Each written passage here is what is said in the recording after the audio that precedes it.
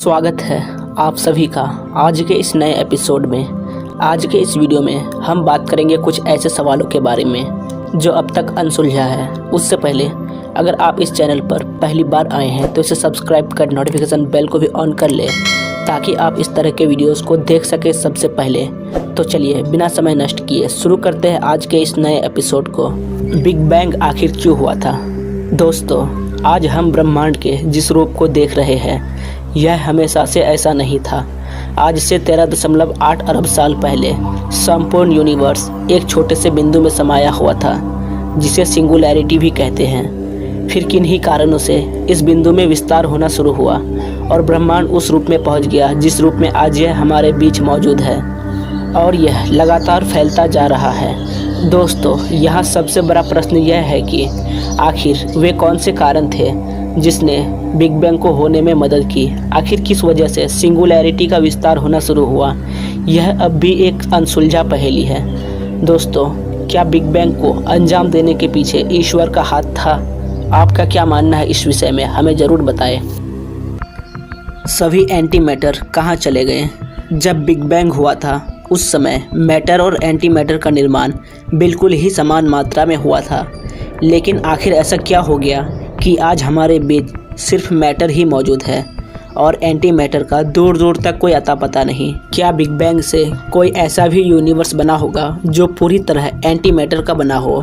दोस्तों, anti matter के बारे में यह सवाल अब तक एक रहस्य बना हुआ है। अगर आपको एंटी मैटर के बारे में कुछ भी नहीं पता तो मैं आपको इतना बता दूं कि एंटी मैटर भी मैटर के तरह ही होता है। फ़र्क सिर्फ इतना होता है कि इन दोनों का चार्ज एक दूसरे के विपरीत होता है। अगर मैटर और एंटी मैटर एक दूसरे के संपर्क में आए तो ये एक दूसरे को नष्ट कर ऊर्जा में परिवर्तित हो जाएंगे। गुरुत्वाकर्षण बल आखिर इतना कमज़ोर क्यों है? दोस्तों, प्रकृति के 4 मौलिक बल हैं जो कि इस प्रकार है: gravitational force, electromagnetic force, weak force और स्ट्रॉन्ग न्यूक्लियर फोर्स। लेकिन इन चारों बलों में गुरुत्वाकर्षण सबसे कमज़ोर बल है। बाकी 3 बलों के आगे गुरुत्वाकर्षण कुछ भी नहीं है। लेकिन आखिर गुरुत्वाकर्षण बल इतना कमज़ोर क्यों है? दोस्तों, वैज्ञानिकों का मानना है कि हमारे ब्रह्मांड में शायद बहुत सारे छुपे हुए आयाम मौजूद हो सकते हैं और शायद गुरुत्वाकर्षण एक ऐसा बल है जो हमारे आयाम से दूसरे आयामों में जाते रहते हैं, जिस वजह से गुरुत्वाकर्षण इतना कमज़ोर है।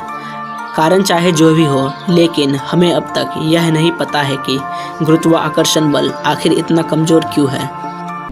क्या हमारी पृथ्वी के अलावा कहीं और जीवन मौजूद है? दुनिया में जितनी भी बड़ी से बड़ी स्पेस एजेंसियां हैं वो दिन रात इस खोज में लगे हुए हैं कि क्या अंतरिक्ष के किसी अन्य ग्रह पर कोई एलियन मौजूद है।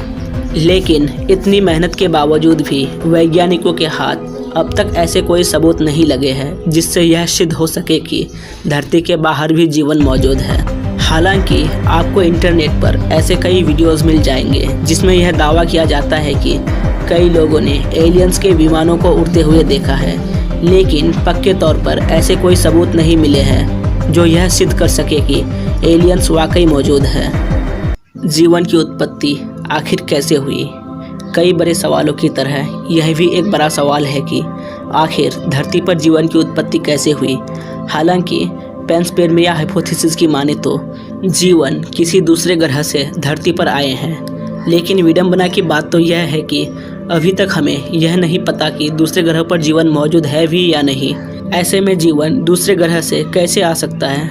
चलिए हम यह मानकर चलते हैं कि अतीत में ब्रह्मांड के किसी अन्य ग्रह पर जीवन मौजूद थे और उस ग्रह से धरती पर जीवन आ भी गए, लेकिन इससे यह तो सिद्ध नहीं होता है कि जीवन की उत्पत्ति कैसे हुई होगी, क्योंकि जीवन अन्य ग्रह से धरती पर आने का तो आ गए होंगे, लेकिन जीवन जिस ग्रह से धरती पर आए होंगे उस ग्रह पर आखिर जीवन की उत्पत्ति कैसे हुई होगी? कुल मिला के अगर देखा जाए तो जीवन की उत्पत्ति अब तक एक रहस्य बना हुआ है। आज के इस वीडियो में बस इतना ही। अगर आपको वीडियो में दी गई जानकारी पसंद आई तो इस वीडियो को लाइक कर अपने दोस्तों के साथ शेयर करें। अगर आप इस चैनल पर पहली बार आए हैं तो इसे सब्सक्राइब करें। मिलते हैं आपसे अगले वीडियो में नई रोचक जानकारियों के साथ। तब तक के लिए जय हिंद।